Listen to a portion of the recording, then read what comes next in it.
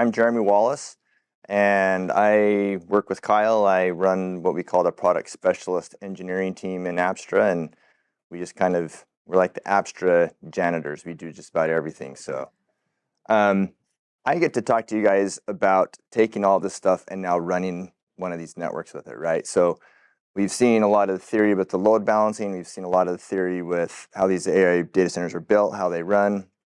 Kyle talked about standing them up. And now I get to talk about it from the perspective of the operator, right? What is, if I'm sitting in a NOC, what am I going to be looking at when I'm looking at these things?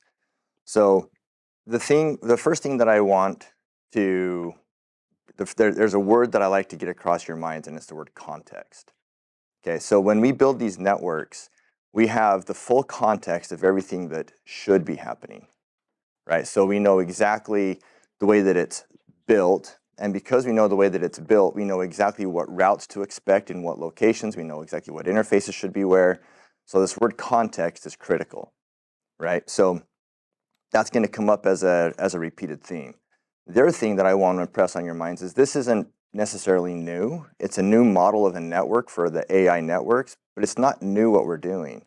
We've been pulling this data out of the networks as Apstra for quite a while in different kinds of formats, whether it's an IP fabric or an EVPN VXLAN network.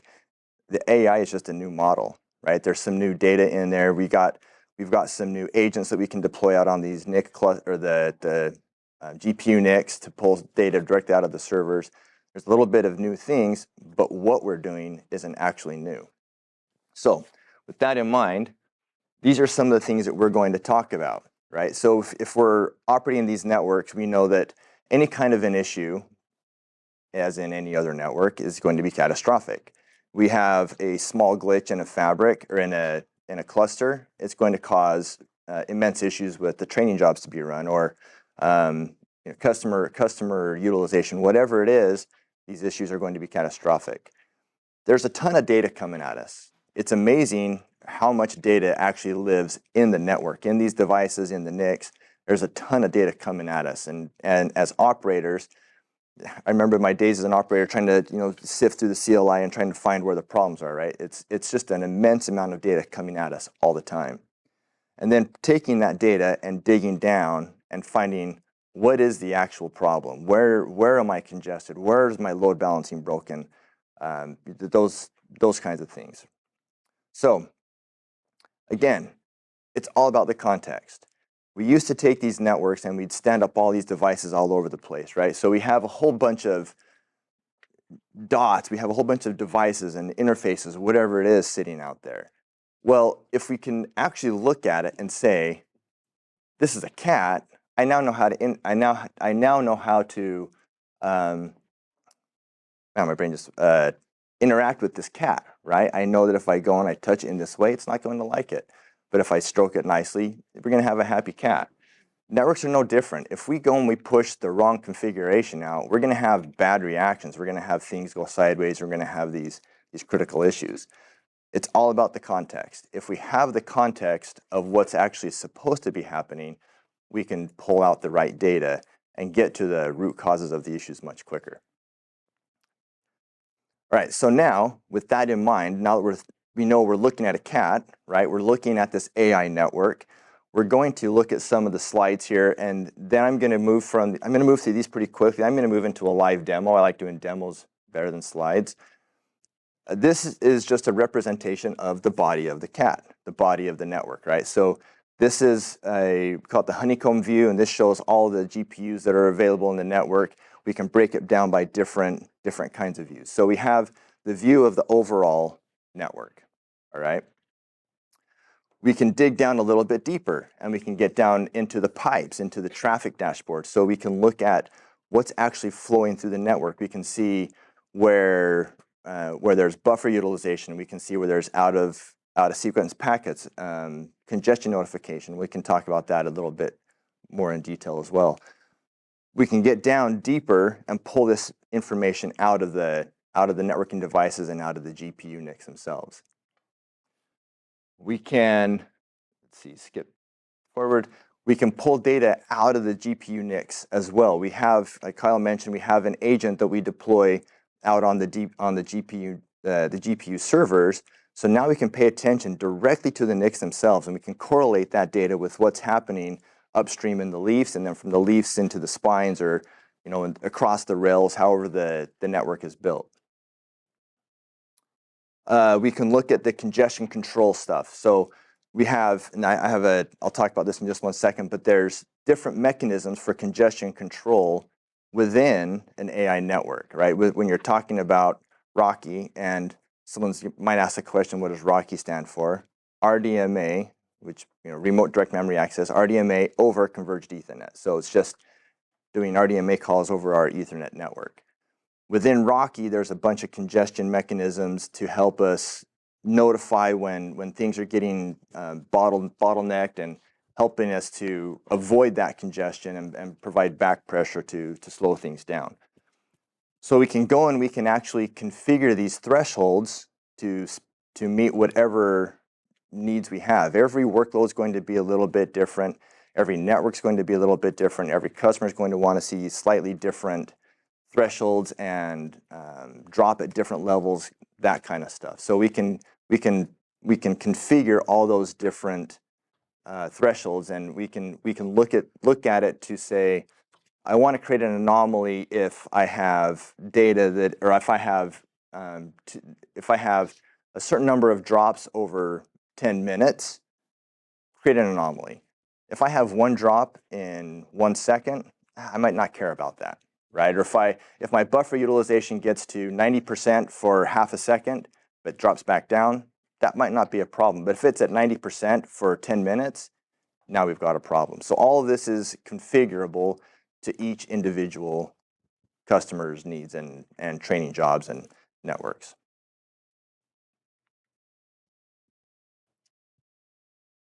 With the agent, we can actually look at the health of the servers themselves, right? So not only are we now looking at the CPUs on the switches and the memory on the switches, we're paying attention to the servers as well. What's the CPU utilization on the servers? What's the RAM utilization on the servers, right? So that we can have all the way out to the far reaches of the environment and have it holistically monitored. Okay.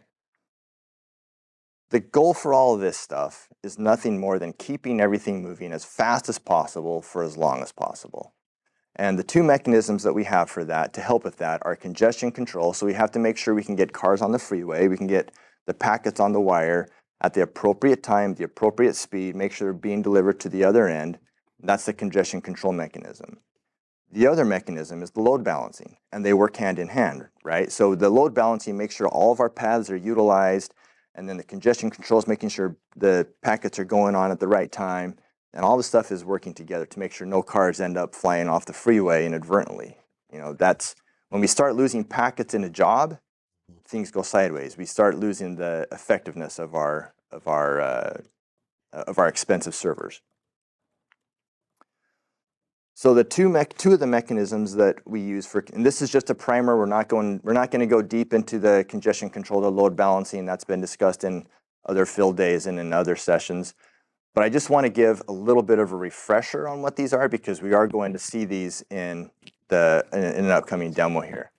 So we have two different mechanisms here: the ECNs, the explicit congestion notification, and the priority flow control. So the ECNs would be like you're on the freeway and it's getting congested, and now the brake lights start coming on going forward, right? And you're saying, hey, we might need to start slowing down a little bit. And that's going to get to the end point, and he's going to send back a congestion notification packet to the beginning, to the source, and he's going to say, pump the brakes a little bit. You might want to slow down a little bit. Okay, so that's good. ECNs are good. That's indicating we're going to start behaving nicely with each other. PFCs is like I'm coming up on a traffic jam and I smash my brakes and everybody else behind me gets backed up, right? So now I'm telling everybody else behind me, you got to slow down, but it's a hard jam on the brakes. Okay, so they're two different mechanisms. So ideally we have more ECNs in the network than we do PFCs. Question, okay. is Yes. there also a management view specifically about PFC negotiation where I might be able to see the PFC negotiation failures between switches or between my endpoints? we can see which device is initiating the PFCs backwards. Is that what you're asking? Right. Is there monitoring specifically for Yes. PFCs? Yeah. Yes. I'll show you a dashboard specifically for the PFCs being initiated. We can see exactly which device and which interface is initiating the PFC backward, Okay. as well as who's sending the ECNs forward. Okay, is the PFC that you're talking about here, is that part of the data center bridging? Is that the same type of priority flow control that was available through data center bridging? Yeah, same kind of idea. Yes. So Okay. this is yes. Short version, yes. Okay. Yeah. So the way you were describing it, it's typically you do that by assigning it to a particular VLAN, and that's the way that you know which has priority. So I wasn't sure how you could configure it other than just plainly use your VLAN.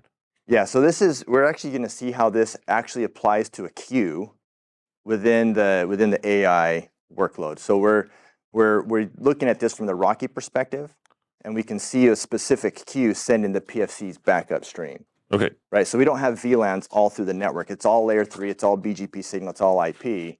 So it's all doing it backwards for the PFCs based on the queue and. Didn't mean to derail you. Just wanted to make you're sure that the definition hadn't changed on me. Yeah.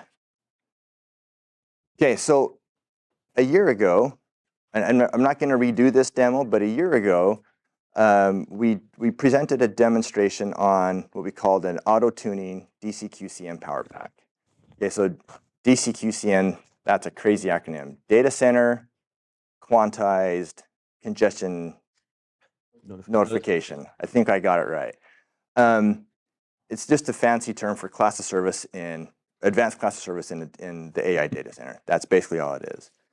So this auto-tuning power pack, for DCQCN, what it was doing is looking at the PFCs and the ECNs, and it would move the sliding window for drop profiles left and right. Right. So the idea is I'm going to get as fast as I can and as close as I can to the edge of this cliff without jumping off the edge of the cliff and dropping packets. Right. So I'm going to back up a little bit and I'm going to move forward and get it exactly to where I need it to be. Okay. So this is a tool looking at the APIs, pulling data out of the APIs, looking at these PFCs, looking at the ECNs, and moving that sliding window to get it exactly right so that the AI network is moving exactly where it needs to be. The reason I bring this up is because I'm going to show a video of another demo similar to this, but it's another power pack that we've leveraged for load balancing specifically. So when we talked about load balancing, and you'll notice the one that's missing here is the new one, the RDMA-based load balancing.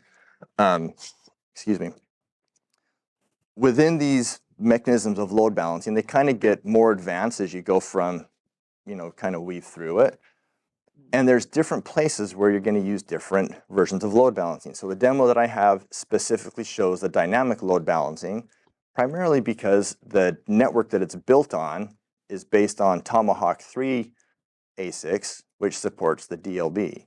The Tomahawk 5 ASIC supports the GLB, right? So when we look at the difference between DLB and GLB, the DLB, like Vic was talking about, I'm paying attention to the quality of my local links, right? So it's a hop-by-hop mechanism. Local links, look on the spine, my local links. GLB takes a whole bigger picture, right? So I can look at the whole end-to-end. What we're going to do in this demo, when I get to that demo for the DLB, is we're going to see that we're paying attention to the entire network. Go back to that word context. We're paying attention to the entire network and doing almost the same kind of thing as GLB by looking at the whole big picture and being able to move the different settings, the inactivity intervals specifically, to where we can have optimized load balancing and eliminate out-of-sequence packets. Right, so that's what I just described here. This is what we're going to see in the demo, is this auto-tuning, another auto-tuning mechanism. So if you have the auto-tuning for DCQCN running, that's going to manage your congestion, move that sliding window.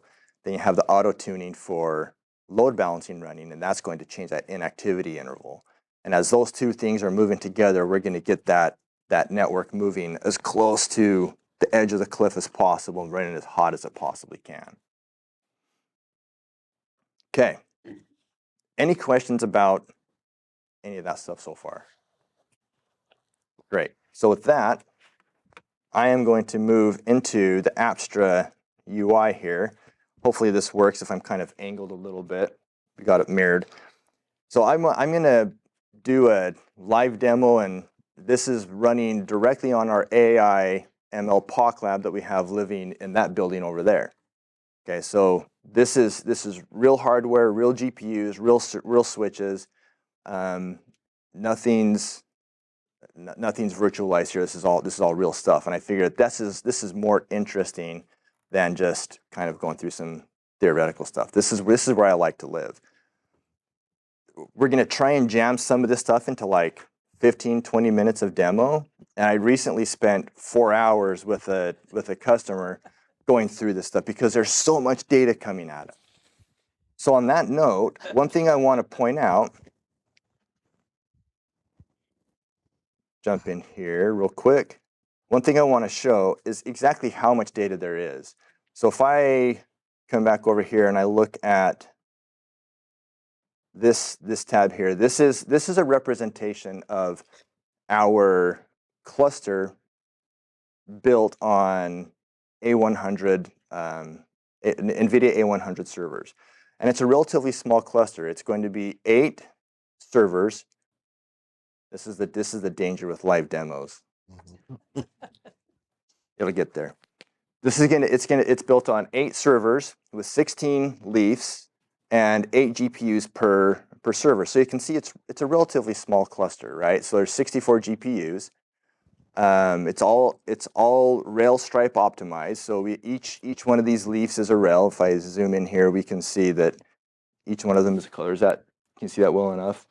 So each one of these, each rail is identified by a color, and each one of these groups is a stripe. So you can almost say a stripe is like a pod, almost. All right, it's just kind of a loose analogy there. So this is what our network physically looks like. We're talking about topologies. This is what our network physically looks like. Now this is something that I like to show just to identify how much there is to keep track of. When I go into the Graph Explorer, this is looking at the actual graph database, and we show the full blueprint. Every one of these dots is something on the network, and every line in here is a relationship. All this stuff is a non-zero entity. You have to track it somewhere, right? Either in your brain, in spreadsheets, in multiple tools, whatever it is. This is where the context comes together. These are all these dots that make up that cat, right? We're not going to deep dive into the graph database. This is just kind of a wow moment to say, there's a lot of stuff to track in here, right? And those have properties and stuff on them. Yes. That's what makes it. Yes, so if I can come in here and I can hover over this and I can get contextual data out of every one of these dots. The UI for Apstra is nothing more than a first-class citizen API caller that talks to the graph database. That's it. So everything in this graph database, if there's something that's not in the UI that a customer wants to do, they can use whatever RESTful API tool they want to use to create their own API calls directly into the graph. And we have a number of customers that do that themselves. So. And the relationships that can have properties as well. Yes. Yeah, so everything in here has its properties, and the relationships will identify, like this one is a link that goes between a leaf 4 and Ixia. I'm glad you can translate that. Yeah, it's hidden. If I click on that, I think it'll stay up. No, it's hidden right down in here. So yep. There you go. It's pretty. Yeah, I like it. It's cool, and we can drag things around. If I want to look at here we go. I want to look at this one, and then I can see where it links into. Right. So we can play around with the graph database. We can look at it. The real power, and this is where I am not an expert. We have other guys who are. Is you can go and you can create queries to pull the exact data you want out of it. Then you can take that query, throw it into an API call. Yeah. Pretty cool. All right, that's enough. 4 hours to demo this thing. How long does it take for somebody to learn to use this? It's actually easier than you would think. Okay. And you actually, I'm not a graph query expert myself, and I almost never interact with the graph. The graph is just there. The graph DB is just there. Just a pretty thing so the CEO can show pretty No. pictures. This is what you spent your money on. This is the secret. This is the secret sauce. Like that the makes nursery. Apstra run. Yeah. And in reality, it took Apstra a number of tries to get to the right kind of graph database to make this work, right? So, yeah, it looks, and I like to bring this up because this is what you have to keep track of, right? And it's difficult. And if you take this and you turn this into an EVPN VXLAN network, it gets even bigger. Okay, so with that, I want to step back and show this. So now here we have all these different networks that we're managing with a single instance of Apstra. We have one cluster that is based on EVPN, right? So this is where our H100s and our AMD MI300s live right now. They're in this EVPN. We're building multi-tenancy JVD, Juniper validated designs, based on EVPN VXLAN. We've got the different other backend fabric clusters. So the A100s that I'm going to be showing you are based in this cluster 1. We've got a front-end fabric. We've got a back-end storage fabric, all managed from the same instance. We understand the context of all these different networks and what's required in all these different networks. Okay? All right. So when I go into my cluster 1 dashboard here, we're presented with what an operator would be looking at. The operator would be sitting there in his cubicle looking at pretty screens all the time, right? And ideally, and I'm going to come back to these probes here, I'm not glossing over that. Ideally, when he's in here looking at this, this is what it looks like. Because we have the reference design, the best practices, we push out the correct configurations. And one story that I actually like is one customer called us up one time. They're like, what do I do with this? I never see anything red anymore. I don't have any problems. And I was like, well, that's because we pushed out the correct, and this was an EVPN customer. This is some years back. This is an EVPN VXLAN customer. That's because we push out the best practices that you need for your environment. And they're like, got it. So that's a real story, by the way. That was, I talked to that customer personally. But this is ideally what you see, and we have representations of our BGP connections, our cabling. This is what Kyle talked about, the cabling map. If someone goes in and replaces a server and puts a cable in the wrong, switches the ports, we'll tell you that, hey, these cables are switched, they're reversed. There's ways we can automatically remediate that, or we can tell them, nope, go physically remove it, or we can just use an LLDP discovery and pull that back in and fix it dynamically. So there's different. This is what we want to see. All healthy, all green, right? User, before I jump into the probes, this is the interesting part, and I can tell you that something is now broken on our Ixia because I've been playing with this enough, but this is the Honeycomb view, and I showed you a screenshot of that a little bit ago. This represents every GPU in the fabric. And I can take this and I can group it in different groupings. So if I want to look and see what each one of my physical servers itself is doing, this is now per server, I can do that. If I want to see what my rails are doing, I can look at each rail and I can see that I've got some rails misbehaving. I'm going to explain these colors here too. This is a heat map of our GPUs. It's not a status indicator. So if you think of a heat map, the hotter it is, the redder it is, the better it is. This indicates how hot our GPUs are actually running.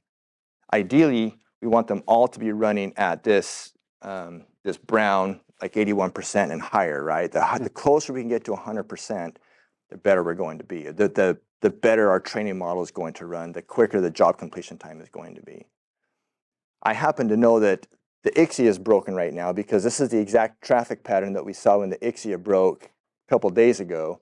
So the Ixia is doing something weird. We're sending a bunch of traffic with the Ixia, creating a bunch of congestion. I'm going to show you where the out-of-sequence packets are and stuff like that. So, but what this indicates, and this is actually cool, I actually like this, because now if I'm an operator, I can look at this and go, ah, crap, I've got some of my GPUs are not operating at their peak efficiency. What's going on? Right now, I'm sorted by rails. I can take this and sort it by servers, and I can select a specific server. I can see these, if I zoom in here, and each one of these GPU 0, GPU 1, that is a rail. So 0, rail 0, rail 1, rail 2. I can see that rail 1 and rail 3, there's something broken there. Now, I can tell you that rail 1 happens to be a switch that all the Ixia ports are coming in on, and rail 3 is the other switch where all the Ixia ports are coming in on. So it makes sense. The Ixia is dumping traffic in there, creating a lot of back pressure, a lot of congestion, and that's sending it back to the servers. Okay, but if I'm an operator, I can look at that and go, dang, you know, what's going on here? So when I come up and I look at my probes, this is going to give me an example of what's going on in the network. And this is going to tell me there's going to be a whole bunch of out-of-sequence packets and a whole bunch of ECN frames and things like that going on. Quick question about how you're getting that data. I'm assuming it's some sort of telemetry subscription and you're just getting the telemetry off the ASIC for that? Correct. There's a combination of RPC calls out to an agent. So that's actually a great question, and I'll take a step back and explain that. In Apstra, we have the Apstra, here we go, this is the danger of real demos. There we go.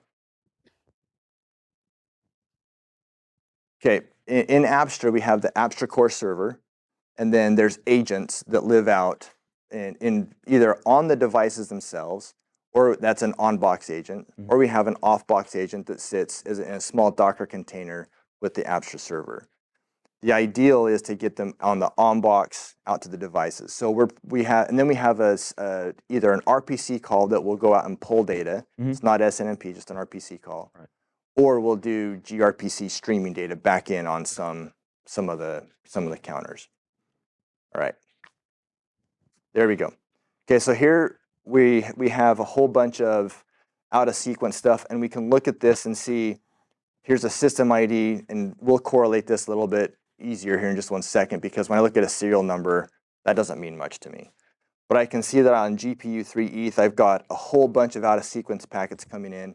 Out of sequence packets is indicative again of core load balancing somewhere, right? I've also got CNPs going on, and the CNPs is indicative of congestion. So I've got something going on within my network where I've got both out of sequence packets and I've got CNPs. So I've got bad load balancing and bad congestion happening. The Ixia is doing all kinds of crazy stuff to make this a mess. So if I go back over here to my dashboard, I'm just going to scroll down and show some of the parameters that an operator would go and look at as he is trying to figure out what's going on. So we can pull this data out of the network, and some of these graphs are based on 7-day intervals, some of them are based on 1-hour intervals, and the user can go and create these graphs based on what they want to see, the intervals they want to report back up to their VPs, right? Hey, over the past 7 days, we've had this much bandwidth in our AI network, kind of a thing. So as we scroll down and look through this, I'm just going to show you some of these graphs that we've created really quickly. We've got spine traffic, and if you hover over these, you can actually see the amount of, I'm not supposed to leave the white line. You can see the amount of bandwidth on each interface on the spine, right? So one of them is operating at like 400 gigabits per second. That's cool. That's good. That's what we want. And same thing, you can go down and here's our leafs for stripe 1 and our stripe 2 leaf. So we have this broken out now per stripe. We're getting just a little bit more granular. As we keep scrolling down through here, we can look at total traffic over the last 7 days. So you can see you've got bandwidth. And here's where gaps where the job stopped running. Ideally, it's all just running really hot, right? And when we look at this, if you look at the value, it's 4.95 terabytes, right? And if I come down, I get a little bit more granular. Now I'm going to look at my intra stripe, so stuff within my stripe. This is 3.1 terabytes.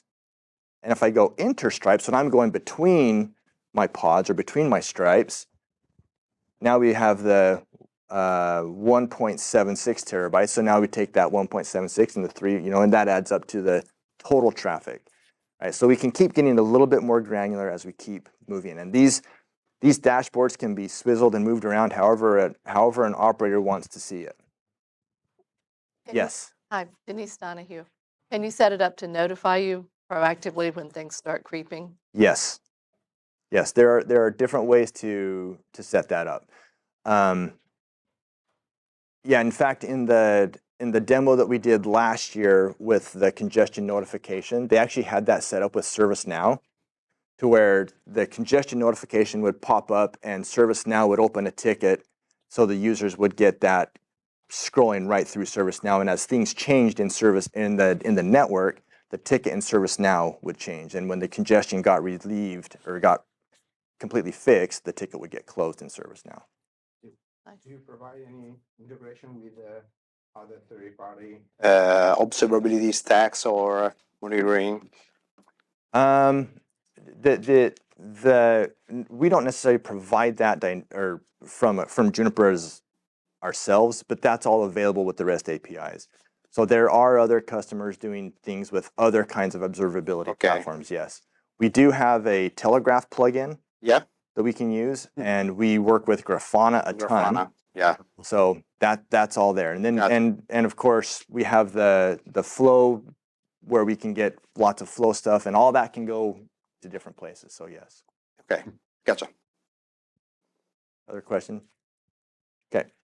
Yeah, maybe a question. I'm looking further as well to Mist and so on. Is there also, because notifications is always a good thing if there's a problem, but wouldn't it be better that there's also a recommendation engine saying that, hey, there is a problem and we advise you to do this or that? Yes. Push the Changing button and it parameters or happens. so. Yes. Yeah. Push the button and it happens. Yeah. So with the cloud services, with the Mist piece, Yes. that is going to be more part of that, where you have the AI ops engine running up in Mist, and we'll be able to have different kinds of things you can visualize in there. We can already do that with the EVP and VXLAN stuff, where you can look at a service and you can see traffic flows through the network with a service. You can see what would happen if it's called a failure analysis. What happens if I create a break here? You can do things like that, and it will create, or it can create recommendations. So that's another UI that I need to use then, so it's not in here yet. Correct. That's not part of Apstra. Okay. That would be a different window that would be running, and you can launch Apstra from ACS. Oh, okay. So you can click on it. It'll say this instance of Apstra is reporting this issue. Click here to go do this thing. Okay. Thanks. Yes. Jim Sprinsky, CDC. The whole concept of a rail, I'm still trying to get my head around that. And but to elucidate on that, is there a specific thing you would monitor a rail for instead of some of the other things here? Yeah, so let me just jump back over here.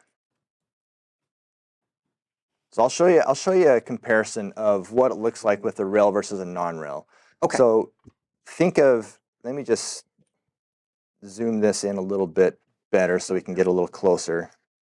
Okay, so if you look at these, you can see that I've got 4 purple links and 4 blue links, right? Gotcha. Okay. So a rail is nothing more than every server has 8 NICs. Gotcha. I've got 8 leafs. NIC 0 goes to leaf 0.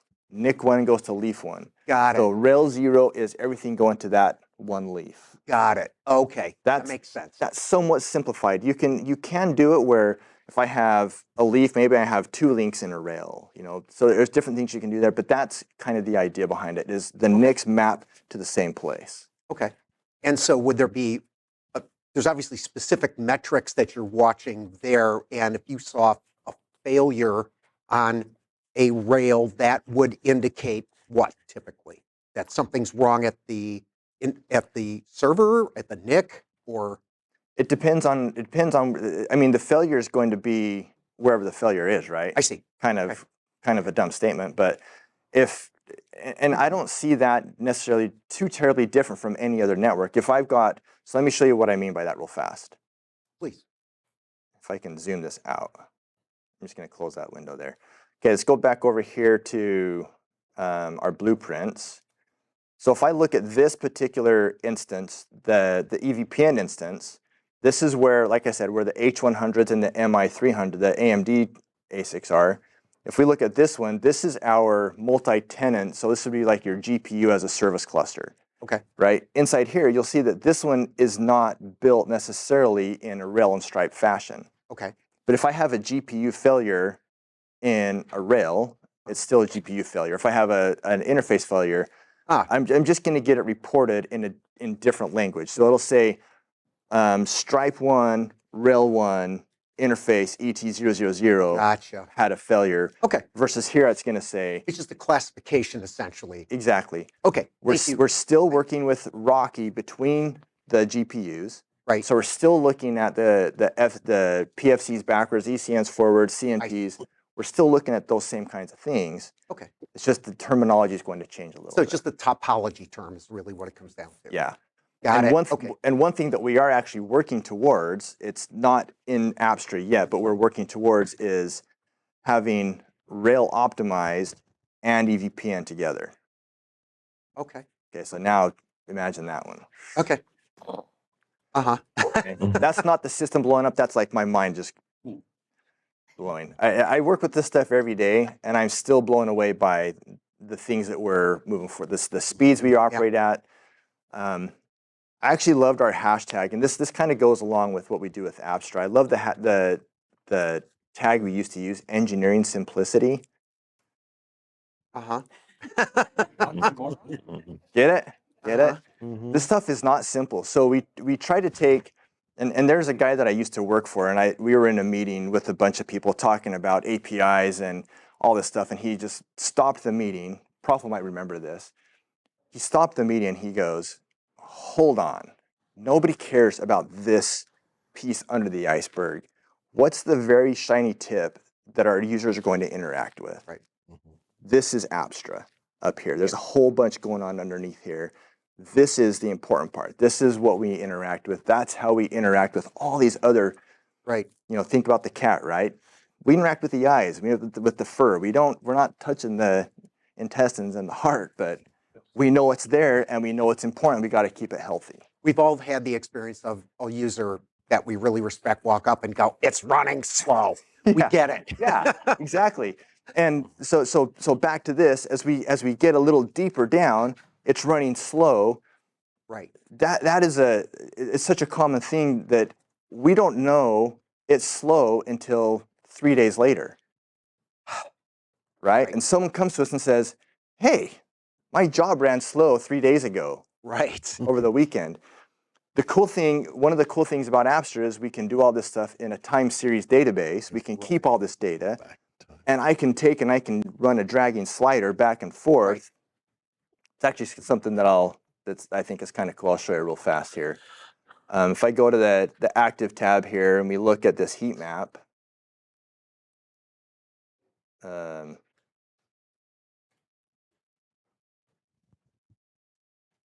so with this traffic heat, I can turn this into a time series, and this is on the EVPN cluster, so I'm not actually sure what's there, but I can take and I can drag this back and forth, and I can show, and they can say, hey, Saturday morning at 2 a.m., there's a noticeable slowdown, and we can go and look at the network, and it will show us exactly where congestion happened, where bottlenecks happened, Right. that kind of a thing. It was probably a DNS failure.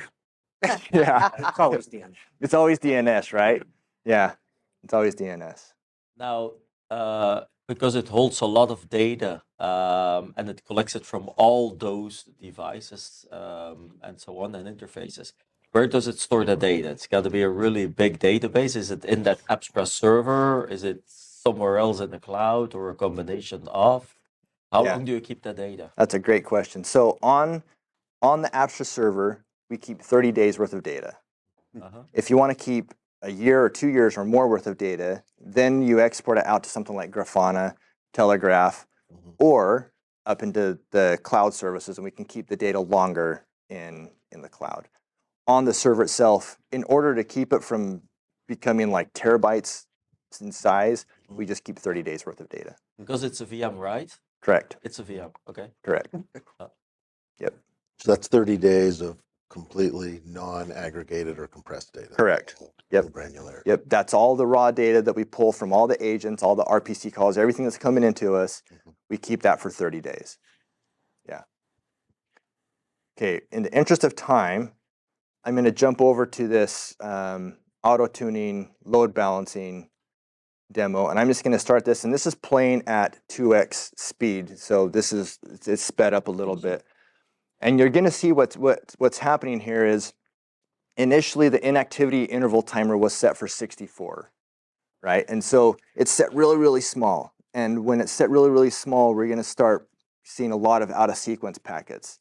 And as we're monitoring the network for these out-of-sequence packets, we're going to start backing that number up to get to where we eliminate completely the out-of-sequence packets.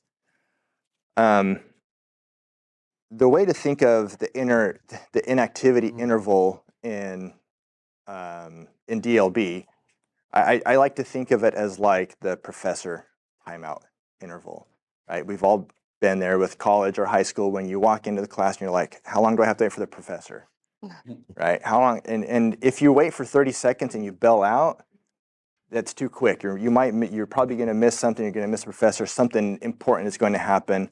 If you wait for too long and you sit there for 3 hours, well, now, who knows what's changed in the world of the news in the past 3 hours, and you miss all kinds of errors and all kinds of things happen. The inactivity interval isn't really any different than that. If it's set too small, I'm going to create my own problems. There's going to be out of sequence frames. I'm going to receive things on the wire incorrectly. If it's set too big, I'm going to miss the opportunity to detect the actual problems on the network, right? So the whole purpose of this is to monitor the network continuously and then make incremental changes. This is like I'm touching the whole cat now, right? So I'm looking at the whole cat and saying, okay, there's a little piece here that's unhealthy. Let's holistically heal the cat, kind of a thing. So I'm just going to speed this up a little bit. You'll see right now where we've got the out of sequence packets is at 1675. There's the value up there. If I click forward a little bit here in time, the value is now dropped down to 6 out of sequence packets. It might jump back up as the timer's going back and forth. And the idea with this auto-tuning mechanism is to get this down to where it is actually down to 0 out of sequence packets. And now we have an ideal inactivity interval for this specific job. The goal here is not necessarily to be faster than every algorithm in the world or every computer in the world. The goal is to be faster than humans, right? If we're sitting there looking at this and I'm waiting for an out-of-sequence packet, I now have to go and touch every device. I have to figure out where it's coming from. The goal is to be faster than humans. So if we start a job and this job is going to run for 3 hours or it's going to run for 3 weeks or 3 months, whatever the job's going to run for, however big it is, if I can resolve some of these things, the congestion, or I can resolve the load balancing within the first couple minutes of that job running, I dramatically increase the odds of my success of the job running to completion in a time that I want it to run, right? So that's the idea behind these auto-tuning things. And one of the cool things that we can do with Apstra is, and this is something that we're actively working on within my team, is building more of these power packs, as we're calling them, that we can move features to Apstra just a little bit quicker, right? And then we look at it and we say, okay, this is a good one. Let's pull this and actually pull this into the product. And the power packs are just Python scripts? This one's a Python script, yep. And the congestion map notification is a Python script as well, yep. How often are you seeing like rate of change in this particular perspective? And what I mean by that is, how often am I reconfiguring the cluster enough to have additional problems created for myself? Or are you saying this is more of an enterprise perspective where I maybe have a cluster that I don't mess with very often? What would you say is like the give and take on rate of change and how often I'm redesigning a cluster? That's a good question. It's probably something we have to take more and discuss a little bit more offline. I don't really have good data behind that necessarily. Ideally, not very often. Right. Ideally, you get it to where you solve the problem with a few configuration changes at the beginning. Maybe it's just with an inactivity interval timer. Mhm. Ideally, you're not touching it a whole lot. So I've built it day 0, day 1, day 2, right? And I'm running it. Yep. I'm just kind of doing a reactive monitoring at that point, right? Because I'm not rebuilding my cluster very often. So I have to imagine it gets into a stable state pretty quick, right? Correct. That's the idea. Now, the place where I could see it changing is maybe I run job type A, and it has certain size of packets and certain inactivity interval, right? Or the congestion notification pieces have a certain place in that sliding window. Job B, it slides a little bit to the right here, and the inactivity interval slides a little bit down here. So having those things running constantly. I may have to make a configuration change here depending on the job that's going to change, right? Could. Potentially. Yeah. Okay. Yeah, the idea is that every customer is going to be a little bit unique, just like every cat's going to be a little bit unique. You're going to have a little bit different requirements for food. This one's going to make them sick. This one's not. So changing those things when needed as early as possible and then having it just set stable is the idea. Okay.